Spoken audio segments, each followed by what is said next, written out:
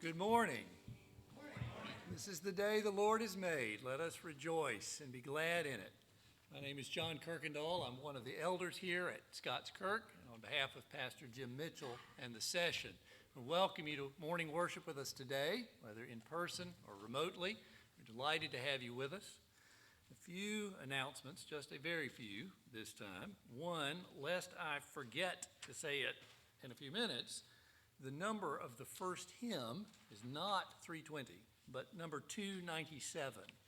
So the same title, just a different number, 297. The men's Berean Bible study will meet this Wednesday night at 7 p.m. They're continuing a study by Dr. Sinclair Ferguson, Union with Christ. Also, in the coming weeks, our intern, Dallas Christoph, will be traveling to Uganda for a semester abroad. And I know that Dallas will appreciate prayers on his behalf as he makes the preparations for a different kind of going off to college. Other than that, I do not believe there are further announcements. So, if you will please take a few moments to prepare your heart to worship our God, sovereign Creator.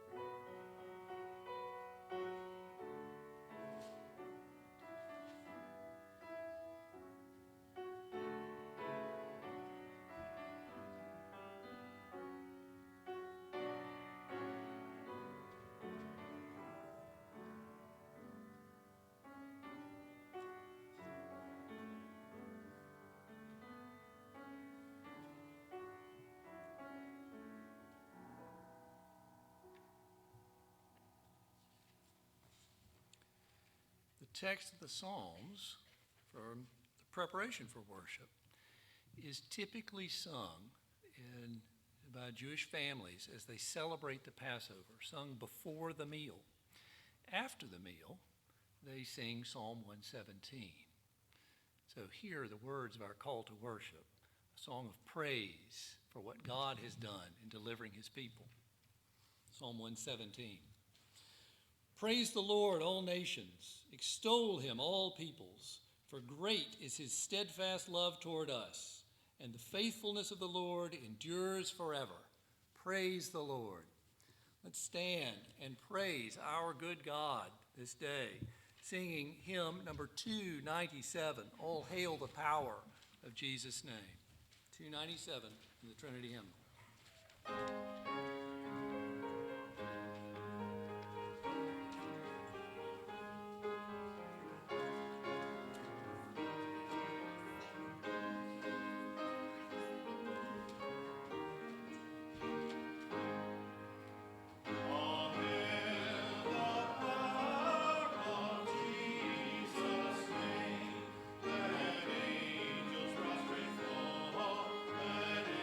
Angels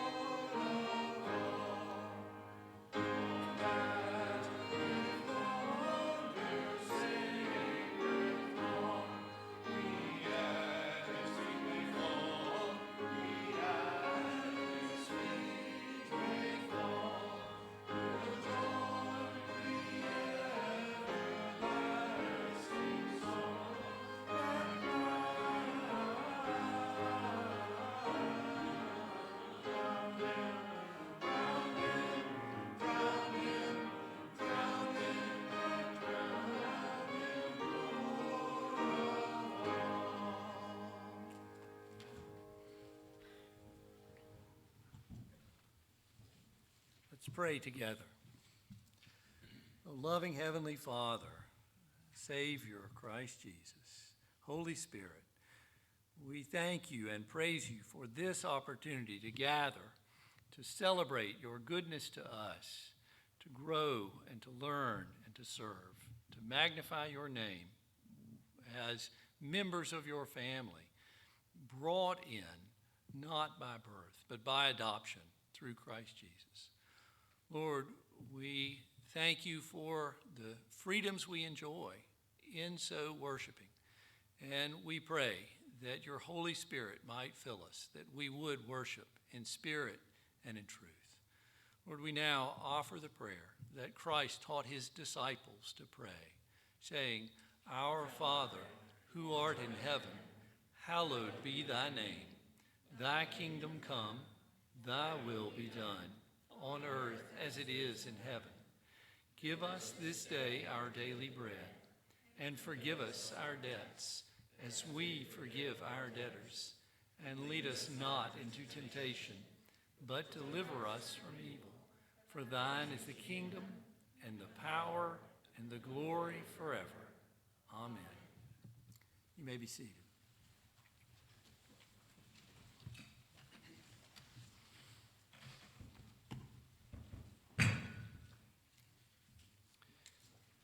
Right and proper that we come before our Almighty God and confess our sins. There's a confession of sin printed in your bulletin. Let's pray it together. To enrich me will not diminish your fullness. All your loving kindness is in your Son. I bring him to you in the arms of faith. I urge his saving name as the one who died for me. I plead his blood to pay for my debts of wrong.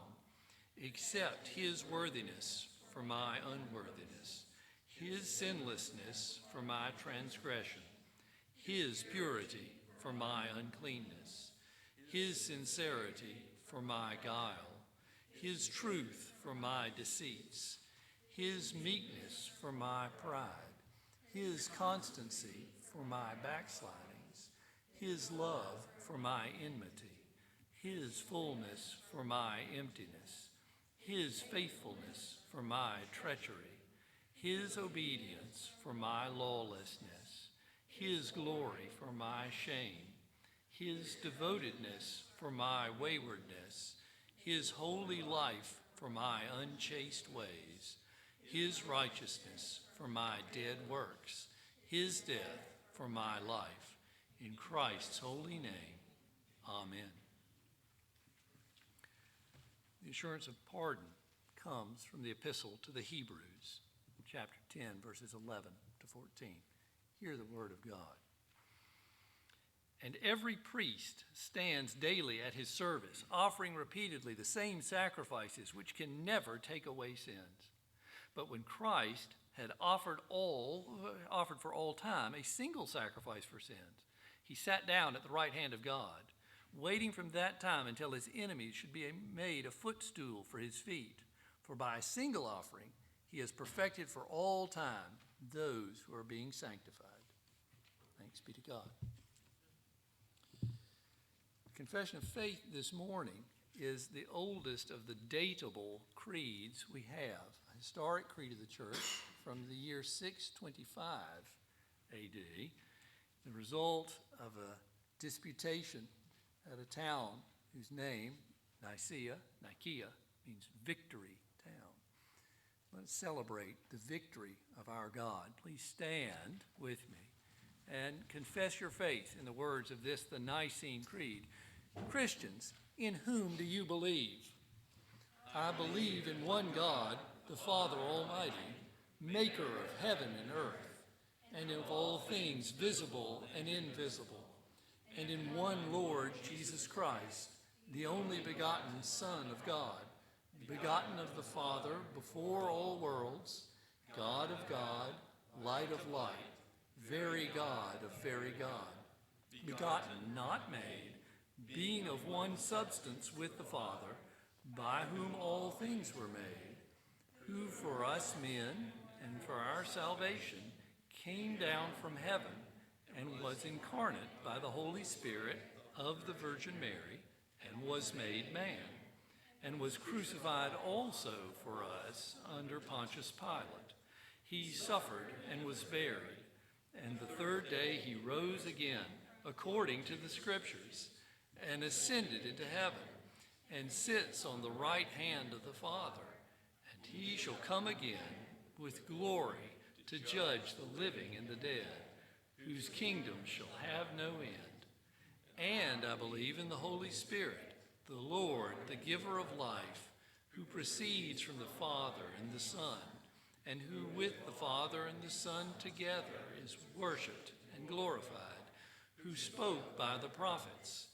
And I believe in one holy Catholic and apostolic church. I acknowledge one baptism for the remission of sins, and I look for the resurrection of the dead and the life in the world to come. Amen. You may be seated. Joel Reed is not with us, so I regret to say there will not be a children's sermon. But please turn with me now to the book of Exodus. The Old Testament reading this morning comes from the first part of the 12th chapter of Exodus. The Israelites, God's chosen people, have been in Egypt for 400 years, enslaved by the pharaohs, suffering. They call out to God, and God hears them. And so, in the fullness of time, sends his servant Moses to prepare the way for his deliverance. Moses goes before Pharaoh, who repeatedly refuses Moses' entreaties, and God demonstrates his power over the gods of Egypt repeatedly with miracle after miracle, plague after plague on the Egyptians. We come now to preparations for God's final plague on Egypt, his visitation of death upon them. Hear the word of the Lord and the institution of what becomes the Passover feast, the great celebration of God's love for his people Israel. Exodus chapter 12, verses 1 to 28. The Lord said to Moses and Aaron in the land of Egypt, "This month shall be for you the beginning of months. It shall be the first month of the year for you. Tell all the congregation of Israel that on the 10th day of this month, every man shall take a lamb according to their father's houses, a lamb for a household. And if the household is too small for a lamb, then he and his nearest neighbor shall take according to the number of persons, according to what each can eat, shall you make your count for the lamb. Your lamb shall be without blemish, a male, a year old. You may take it from the sheep or from the goats, and you shall keep it until the 14th day of this month, when the whole assembly of the congregation of Israel shall kill their lambs at twilight. Then they shall take some of the blood and put it on the 2 doorposts and the lintel of the house in which they eat it. They shall eat the flesh that night, roasted on the fire with unleavened bread, and bitter herbs shall they eat it. Do not eat any of it raw or boiled in water, but roasted, its head with its legs and its inner parts. And you shall let none of it remain until the morning. Anything that remains until the morning you shall burn. In this manner you shall eat it, with your belt fastened, your sandals on your feet, your staff in your hand, and you shall eat it in haste. It is the Lord's Passover. For I will pass through the land of Egypt that night, and I will strike all the firstborn of the land of Egypt, both man and beast, and on all the gods of Egypt I will execute judgments. I am the Lord. The blood shall be a sign for you on the houses where you are, and when I see the blood, I will pass over you, and no plague will befall you to destroy you when I strike the land of Egypt. This day shall be for you a memorial day, and you shall keep it as a feast to the Lord. Throughout your generations, as a statute forever, you shall keep it as a feast. 7 days shall you eat unleavened bread. On the first day you shall remove leaven out of your houses. For if anyone eats what is leavened from the first day until the seventh day, that person shall be cut off from Israel. On the first day you shall hold a holy assembly, and on the seventh day a holy assembly. No work shall be done on those days, but what everyone needs to eat, that alone may be prepared by you. And you shall observe the feast of unleavened bread. For on this very day I brought your hosts out of the land of Egypt. Therefore you shall observe this day throughout your generations as a statute forever. In the first month, from the 14th day of the month at evening, you shall eat unleavened bread until the 21st day of the month at evening. For 7 days no leaven is to be found in your houses. If anyone eats what is leavened, that person will be cut off from the congregation of Israel, whether he is a sojourner or a native of the land. You shall eat nothing leavened. In all your dwelling places you shall eat unleavened bread. Then Moses called all the elders of Israel and said to them, Go and select lambs for yourselves according to your clans, and kill the Passover lamb. Take a bunch of hyssop and dip it in the blood that is in the basin, and touch the lintel and the 2 doorposts with the blood that is in the basin. None of you shall go out of the door of his house until morning, for the Lord will pass through and strike the Egyptians. And when he sees the blood on the lintel and on the 2 doorposts, the Lord will pass over the door and will not allow the destroyer to enter your houses to strike you. You shall observe this rite as a statute for you and for your sons forever. And when you come to the land that the Lord will give you, as he has promised, you shall keep this service. And when your children say to you, What do you mean by this service? You shall say, It is the sacrifice of the Lord's Passover, for he passed over the houses of the people of Israel in Egypt when he struck the Egyptians, but spared our houses. And the people bowed their heads and worshipped. Then the people of Israel went and did so, as the Lord had commanded Moses and Aaron. So they did.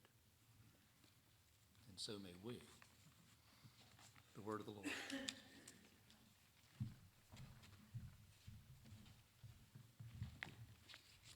Let us go before the Lord once again in prayer. O Lord, our Lord, how majestic is your name in all the earth. The heavens declare your glory, and if we do not sing your praises, the rocks would cry out. So, Father, open our lips to declare your greatness, for you are great and greatly to be praised, the Creator and the Redeemer. O Lord Christ, you are our Passover lamb, the one slain for the forgiveness of sins. May this good news go out not only from this pulpit, but everywhere where your church is gathered, all across the earth, from every nation, tribe, and tongue. Let your people hear your word and be sanctified by it. Call those who are your sheep who have not yet trusted in you, that they may know peace, the wholeness of soul that comes through knowledge of Christ and what you have done, our Lord.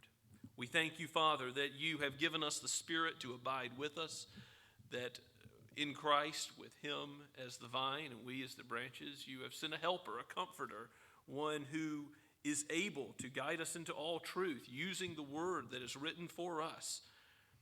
Let it be a lamp to our feet, a light to our path. Father, we pray for each of the Bible studies that goes on through the week. We think of families worshiping you and seeking to raise children in the home, to know you, to teach them the ways of your word, of your law and your character, of your goodness and grace and your salvation. And we pray your blessing on them. We pray for marriages in this congregation, that you would strengthen that relationship that is between husband and wife that you have called us to. And Lord, give a measure of blessing to that that would show ultimately that we are yours and we have unlimited blessing in you. We thank you, Father, for the love that you have shown us as a church, that you have brought us together today. You've given us life and breath. You've given us this opportunity to worship. We thank you for the freedom to do so and recognize it is not so everywhere on this globe. We pray for the persecuted church and ask that you would bless those who, with great danger, gather to worship you today. Father, we do pray for Shem Creek, our neighbors in the Low Country, and pray for opportunities to plant more churches in the Low Country. And Father, we know that in your sovereign timing, some will move from this area to other places, and we think of how you are calling some now to consider or to move soon, and pray for wisdom and guidance and protection in those decisions. We pray for Sarah Mangum and, Lord, what you have done by bringing her to us, and how you have called her to plan to go to Tyler, Texas to be with family, and pray your blessing on that relocation soon. We pray for Dallas Christoph and his desire to go to Uganda. Lord, make it clear to him if you would call him to missions and in the future through this experience, and give him protection both physically and spiritually throughout his time there. Grow him as your servant in his time in Uganda as a student, and bless his work in college. We think of all those who are returning to college or high school or elementary school, and ask your blessings upon their studies, that they might understand this world in the light of your word. We pray particularly for those who are going to college for the first time. Pray for Daniel Kirkendall and Matthew Carnes and Lee Pace.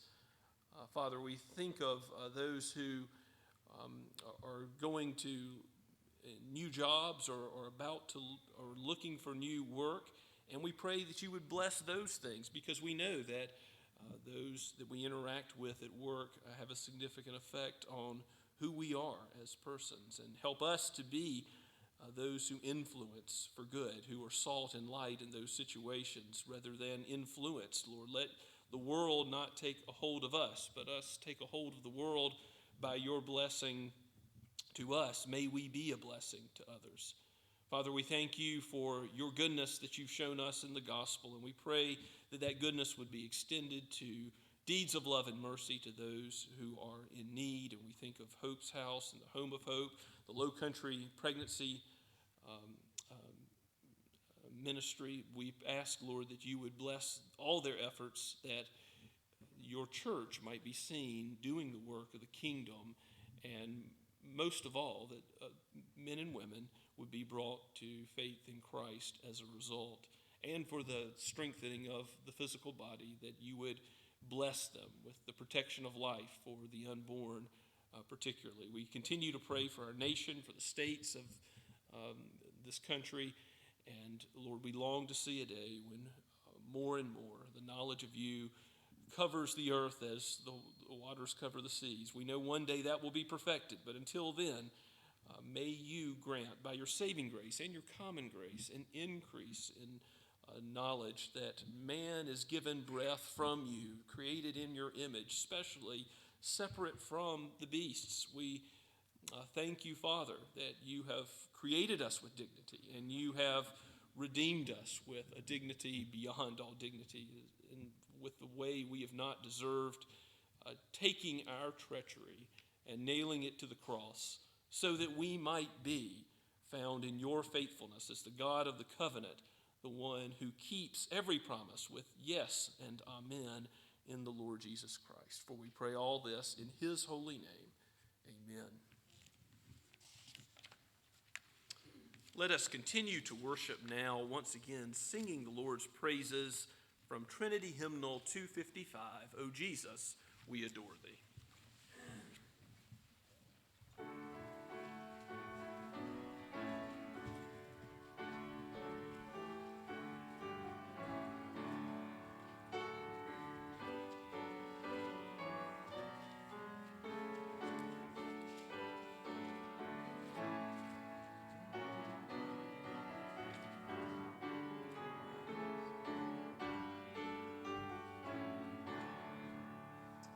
Oh,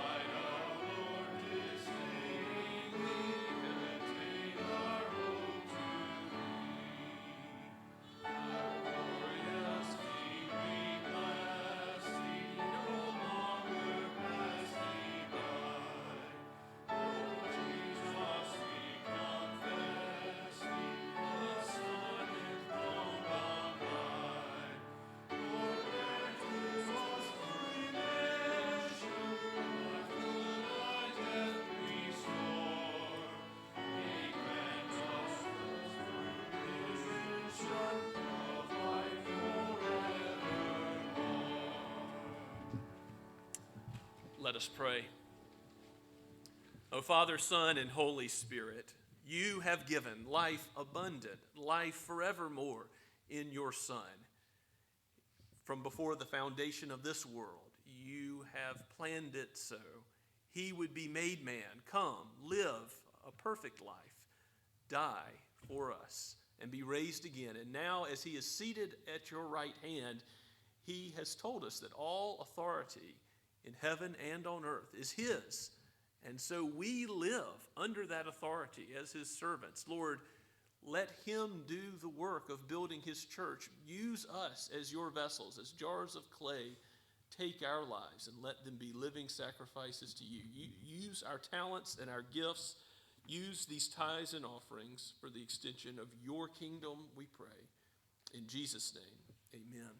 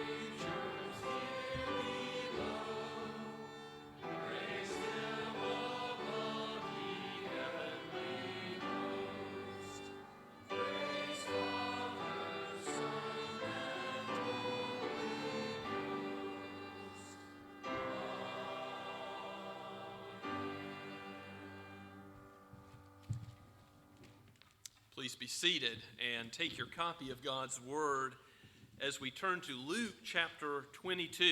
We're in this most significant week of human history where Christ is headed to the cross, and we're going to see in God's timing the institution of the Lord's Supper today, the fulfillment of the Passover, and what Christ has ordained we observe, as indeed we will today, until he comes again. And we'll also see how one of the 12, Judas Iscariot, is committed to betraying the Lord Jesus. We'll wrestle with this dark moment, with also the beauty of how Christ is going to bring good out of this murder of his own life on earth. Let's give our attention to God's Word, starting at Luke 22, verse 1. From the pen of a man, Luke the physician, but breathed out by God the Holy Spirit for each of us today. This is his word. Now the feast of unleavened bread drew near, which is called the Passover. And the chief priests and the scribes were seeking how to put him to death, that is Jesus, for they feared the people. Then Satan entered into Judas, called Iscariot, who was one of the number of the 12. He went away and conferred with the chief priests and officers how he might betray him to them. And they were glad and agreed to give him money. So he consented and sought an opportunity to betray him to them in the absence of a crowd. Then came the day of unleavened bread, on which the Passover lamb had to be sacrificed. So Jesus sent Peter and John, saying, "Go and prepare the Passover for us, that we may eat it." They said to him, "Where will you have us prepare it?" He said to them, Behold, when you have entered the city, a man carrying a jar of water will meet you. Follow him into the house that he enters, and tell the master of the house, the teacher says to you, where is the guest room where I may eat the Passover with my disciples? And he will show you a large upper room furnished. Prepare it there. And they went and found it just as he had told them, and they prepared the Passover. And when the hour came, he reclined at table, and the apostles with him. And he said to them, I have earnestly desired to eat this Passover with you before I suffer. For I tell you, I will not eat it until it is fulfilled in the kingdom of God. And he took a cup, and when he had given thanks, he said, take this and divide it among yourselves. For I tell you that from now on I will not drink the fruit of the vine until the kingdom of God comes. And he took bread, and when he had given thanks, he broke it and gave it to them, saying, this is my body, which is given for you. Do this in remembrance of me. And likewise the cup after they had eaten, saying, this cup that is poured out for you is the new covenant in my blood. But behold, the hand of him who betrays me is with me on the table. For the Son of Man goes as it has been determined, but woe to that man by whom he is betrayed. And they began to question one another which of them it could be who was going to do this. Let's pray and ask for God's help.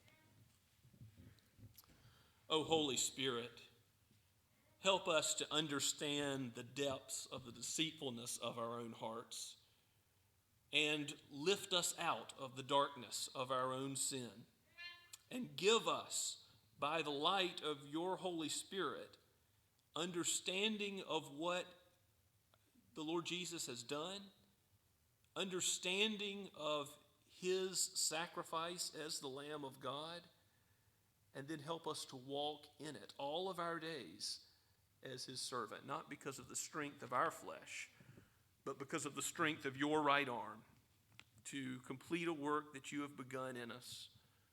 Give us that assurance of your love and the pardon of sin, so that we might look forward with great expectation to Christ when he comes again. For we pray all this in his holy name. Amen.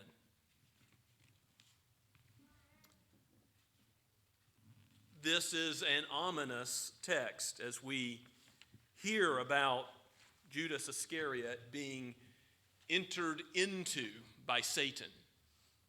There is something particularly scary when it's not just Satan afflicting someone, as in the case of Job, or Satan tempting someone, but Satan possessing someone to do something terrible, to murder, just as the leaders in Israel had been plotting murder. Now they have the one who will contract to murder, the Son of God, the Son of Man, the God-man, the Lord Jesus, who is going to give more information about why he's going to Jerusalem, why he's going to do what he's already said several times to the disciples, but they've missed it. They haven't totally gotten the point about coming to die and being raised again from the dead. Here he's going to say that his blood will be spilled, his body will be broken, and as they eat the Passover, they're going to see that Jesus is the Passover lamb.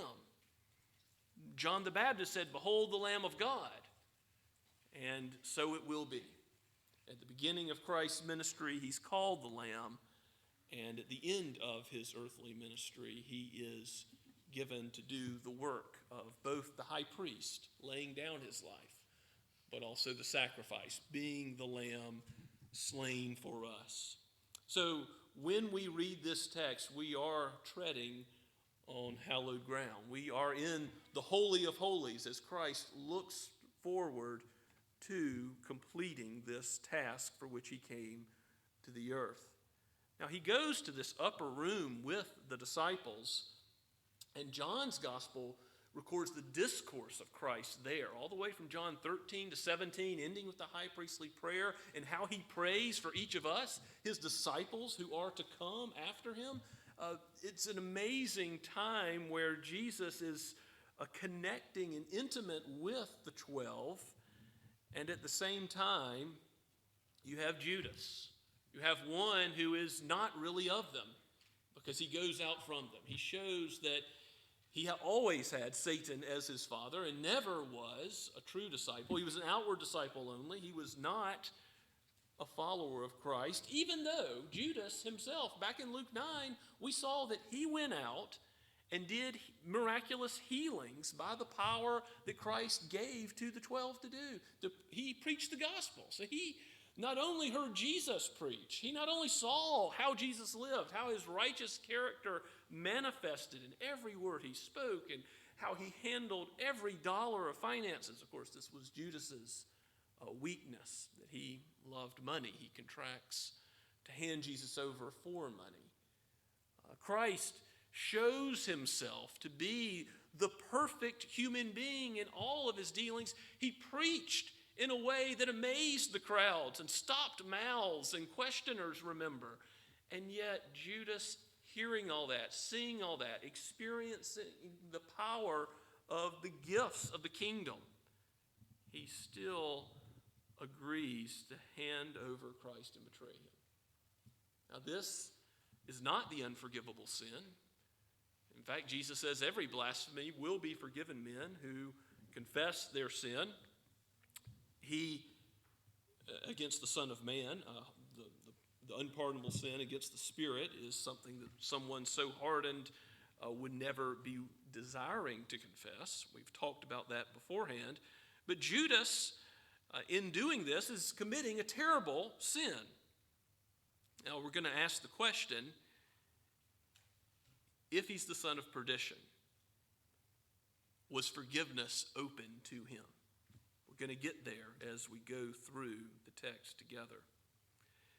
Jesus goes to prepare the Passover in a crowded Jerusalem. If you look at verses 7 and following, there's a situation almost like what we saw 2 chapters back in the triumphal entry, where Jesus is coming into Jerusalem and he makes the provisions for the donkey that he's going to ride in on. And it's just all as he says. Here also, there's no room for a crowd to gather and celebrate the Passover. You haven't booked it ahead of time. But Jesus makes the provision for this upper room that is going to be used for the last Passover, for the first Lord's Supper. And as that hour comes, it's all just as Jesus says, so showing his sovereignty, showing his power, showing his rule over human hearts in all circumstances. And that gives us comfort to realize it's all going to happen just as he says, that when he says he's going to come back, he's going to arrange events in world history so that it all falls out just as he said. But when the hour comes, he reclines at the table, and Judas apparently is close enough to be dipping his hand in the same bowl with him. So he and the 12 are gathered together to do something that Jesus desires to do, verse 15 says, to eat this Passover with them. And he says he's not going to eat it again until it is fulfilled in the kingdom of God. And of course, there's going to be a fulfillment right then, that week, when Jesus dies as the Passover lamb. And in the other parallel texts of the institution of the Lord's Supper in Mark's Gospel, in 1 Corinthians 11, we have a statement that Jesus will ultimately give us something that we will continue doing until he comes again. So there won't be a Lord's Supper or a Passover in the new heavens and new earth. There will be a marriage supper of the Lamb then. There will be something that takes away these shadows. But the Passover was a shadow pointing forward to the reality that Paul talks about in 1 Corinthians 5:7, that Jesus is our Passover lamb. God rescued Israel physically from bondage, from slavery in Egypt, and gives them freedom, leading them out of that slavery to the promised land of Canaan, a land flowing with milk and honey. That is an image of God's deliverance in this physical world. But Christ fulfills the Passover in a way that is more powerful, that's greater than the old covenant, because Christ is the one who leads us out of bondage to sin, frees us from sin's guilt, He justifies us, makes us righteous in God's sight because of his sacrifice. And from sin's power, he delivers us from sin's reign over us. So it is that Christ is instituting this supper so that we would know what he did. We're to do it in remembrance of him. And as we observe it in just a few minutes, we're to remember that he has called us to do this for all time until he comes again.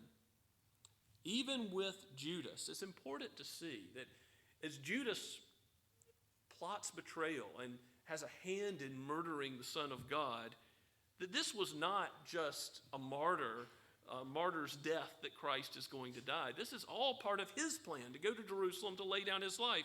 So look at verse 22 where it says, the Son of Man goes as it has been determined, but woe to that man by whom he is betrayed.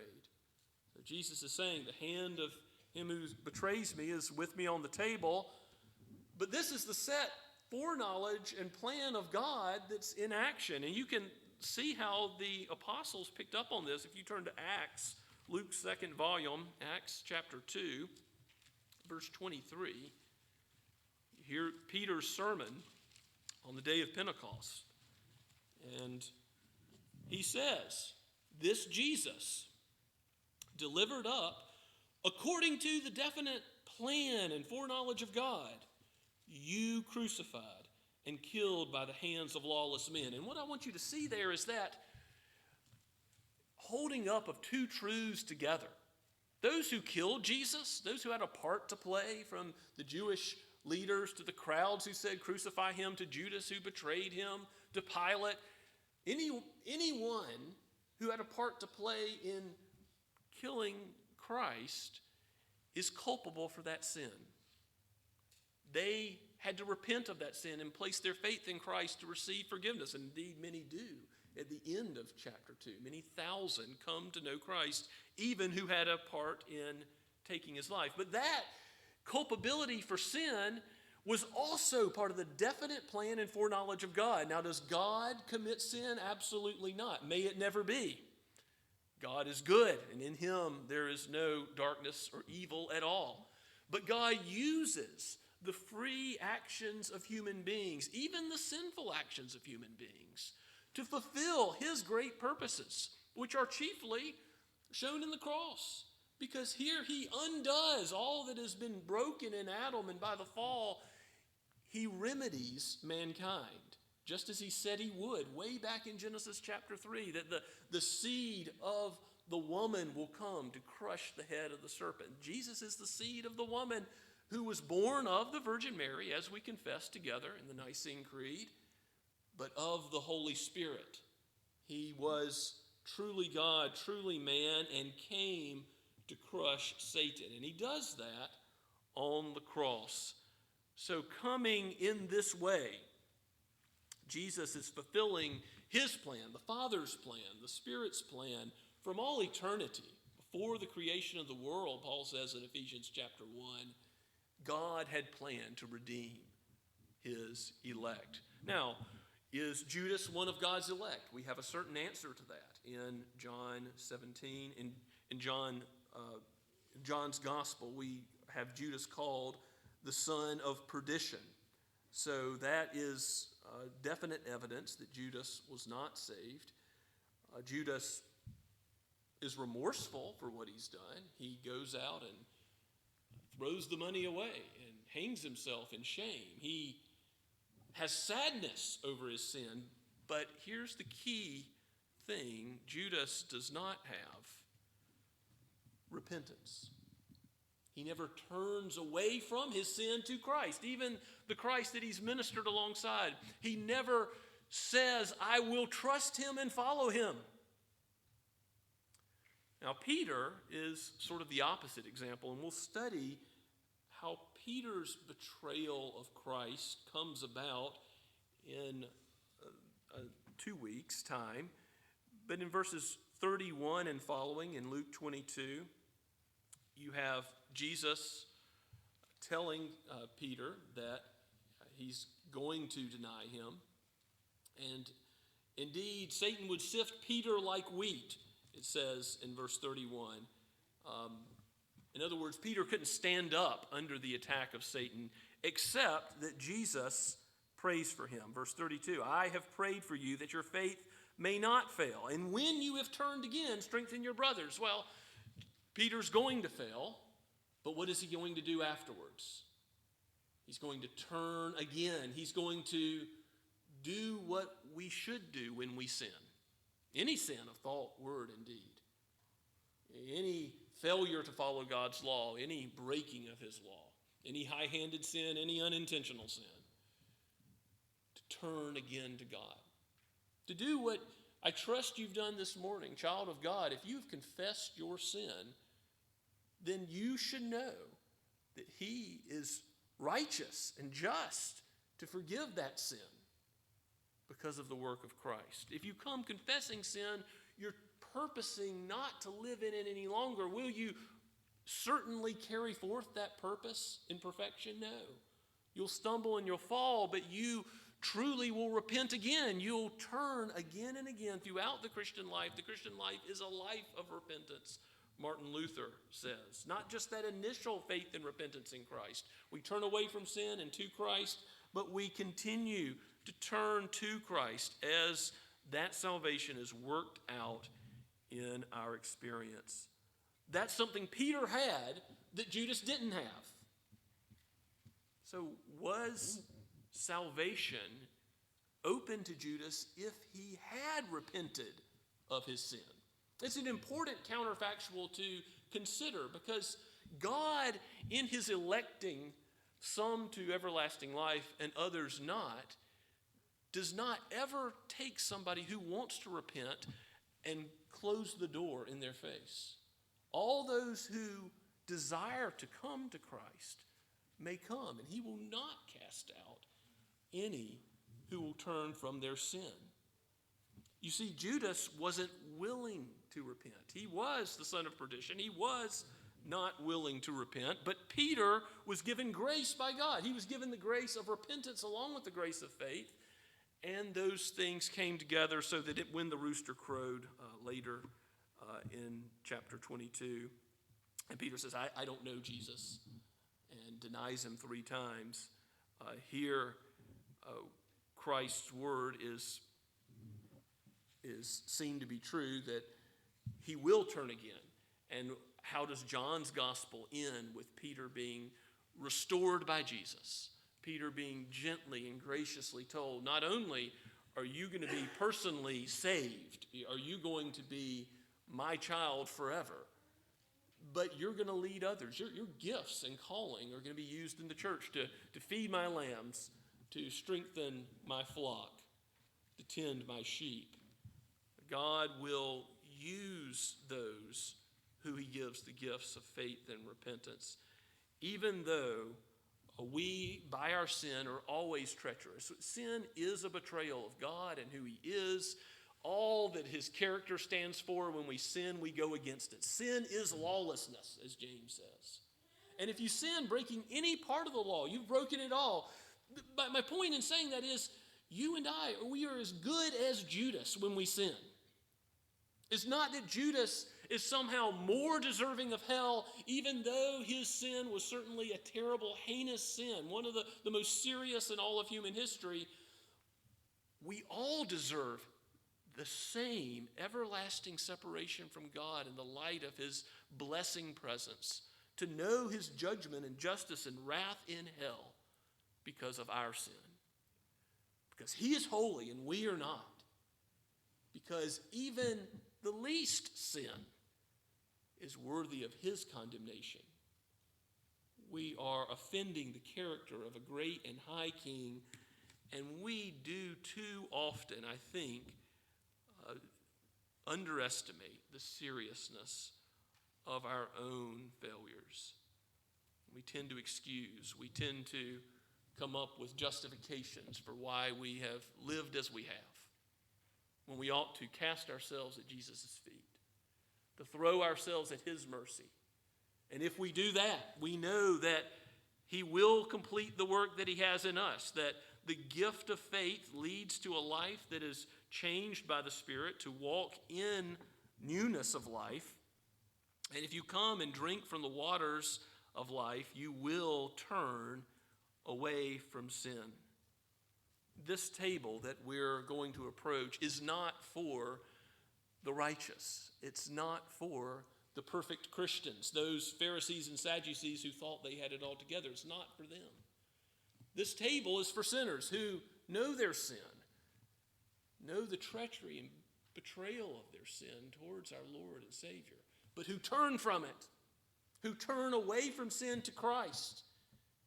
And if that's you today, we welcome you to come and partake in the Passover being fulfilled, in the Lord's Supper, as Christ is our Passover lamb, now and forever. Let's pray together.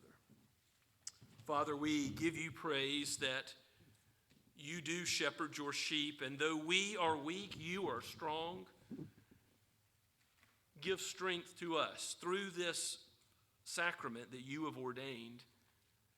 It is to be for our use, to see how you strengthen the soul, just as food strengthens the body, to see how your love is vividly displayed in what took so much in Christ for his soul to bear, that he cried out, my God, why have you forsaken me?" So that we would not be forsaken by you, our Father.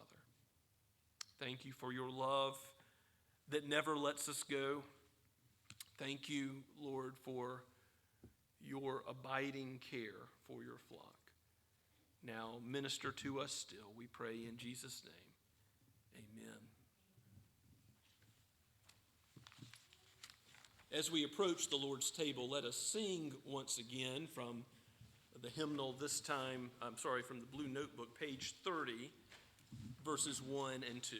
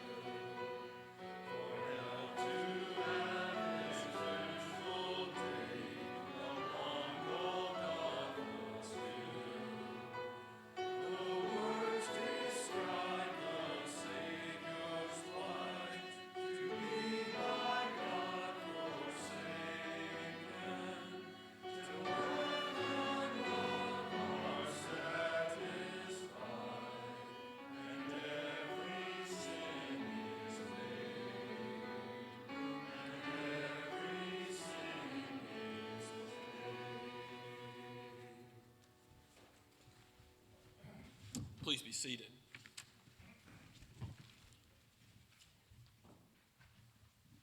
This is not the table of Scots Kirk Presbyterian Church, but I remind you all, it is the table of the Lord Jesus Christ. So if you have confessed your faith to him, in him, before men, if you belong to a Bible-believing church, whether it's this church or another, we invite you to come. If you haven't yet made that profession, We want you, children, or those who have not yet come to Christ savingly, we want you to not waste this opportunity to see the elements go before you, to see the gospel presented in the sacrament. But understand that Paul warns that we eat and drink judgment on ourselves to take this sacrament too lightly, to take it without discerning the body and blood of Christ. These are common elements. They don't transform to become anything that they are not. But they are blessed by God for a holy use. They have a purpose in showing us, just as a meal ministers to our physical bodies, gives us strength, so also Christ ministers to our soul. So it's remembering what he has done, because all blessing to us is ultimately rooted in the cross.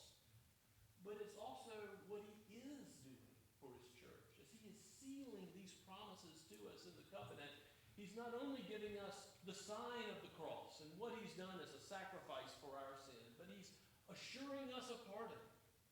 If your faith is in him, regardless of your sin, today, this week, regardless of how heinous your sin, your betrayal, your treachery, in going against him, and his law, and his character, regardless of the evil of your own deceptive heart, if you trust in him, he is faithful and just to forgive your sins. You're his, and he is yours, now and forever. Nothing can separate you from the love of Christ. May his name be praised. We've already read the words of institution from Luke's gospel, but I will read the words of institution found in 1 Corinthians chapter 11, as the Apostle Paul records them there. This is God's word. For I received from the Lord what I also delivered to you, that the Lord Jesus, on the night when he was betrayed, took bread, and when he had given thanks, he broke it and said, "This is my body, which is for you. Do this in remembrance of me." In the same way also he took the cup after supper, saying, "This cup is the new covenant in my blood. Do this as often as you drink it in remembrance of me. For as often as you eat this bread and drink the cup, you proclaim the Lord's death until he comes." Let's pray together. Oh Lord Jesus, we thank you for this meal, for your wisdom in condescending to the weakness of our flesh. Help us to know and understand your spiritual promises and your spiritual presence with us now, that we might live in confidence and boldness all of our days for you. Oh Lord, give faith to those who have not yet come to you. Give understanding to those who have not yet professed that faith publicly. And to your people, build us up in the truth, even as the truth goes out now with this sign. May your name be praised, Lord Christ.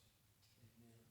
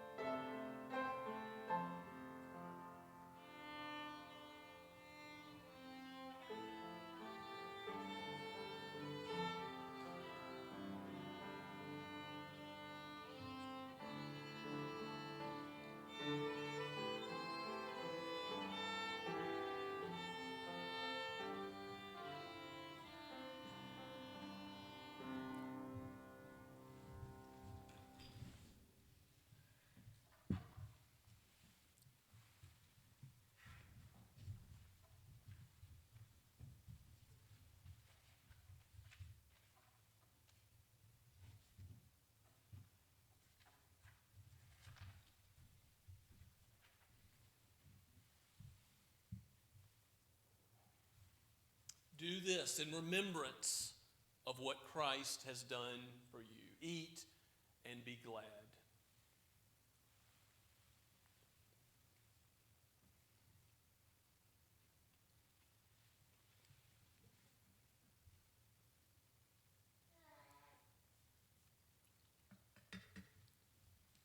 And in the same way, Jesus took the cup after supper, saying, "This cup is poured out for you, the new covenant in my blood."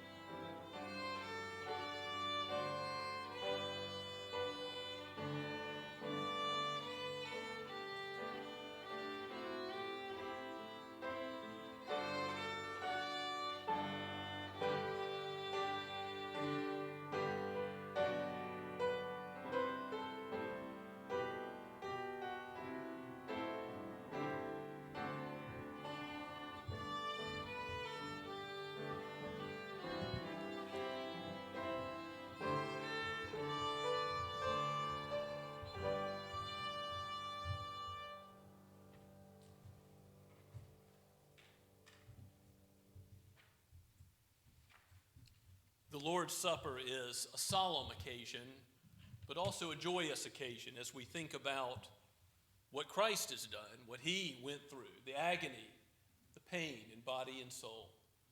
But also it is a joyous occasion for us because we are the recipients of the cup of blessing because he drank the cup of God's judgment to the dregs. Let us drink and give him praise.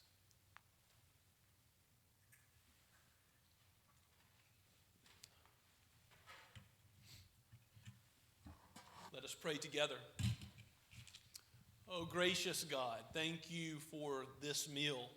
Thank you for this body that you have called together in Christ. And we pray, Lord, that you would help us and not only give us strength for ourselves, but help us to walk together in unity, displaying the love and forgiveness of Christ to one another and to the watching world, that the good news of the gospel might go out from this place, and that you would call in all those who are your sheep until the day you return in power and glory, that we might be found in a righteousness that comes not from ourselves, but comes through the Lord Jesus and his life and death and resurrection. For we pray all this in his holy name. Amen. And let's stand and sing now the final hymn verse of Blue Book number 30.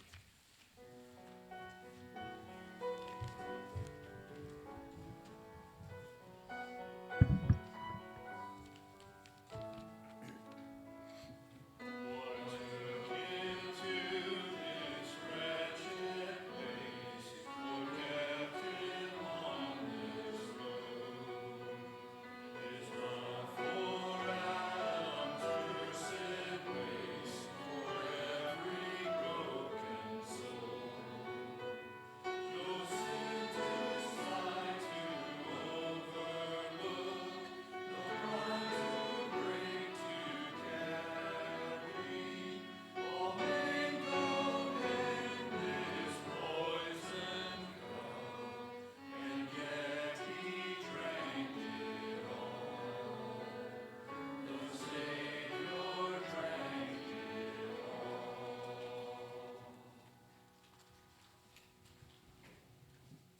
Now go with God's blessing.